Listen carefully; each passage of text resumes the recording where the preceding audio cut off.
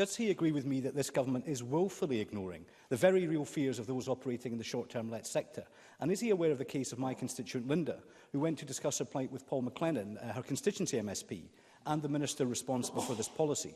Linda told him that she stands to lose her only source of income, her entire business and possibly the roof over her head as a result of his short-term lets policy. Mr McLennan's response was that, quote, she ought to start looking for another job. Does the member agree with me that this shows the utter and complete contempt of this minister and this government towards those who live in and work in our short-term lets and B&B sectors? And given the chaos and harm that this policy will inflict, shouldn't be Mr McLennan rather than Linda who's looking for another job? Murdo Fraser.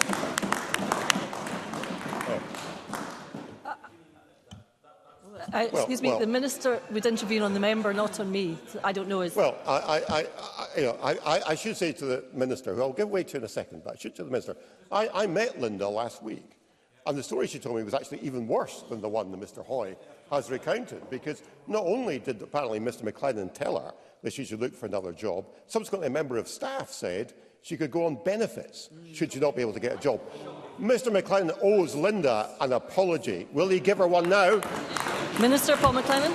Thank you. I met with the constituent that was membered and agreed to try and help the constituent ask for additional information, which was never received, and that's noted. So that's all I want to say on that matter.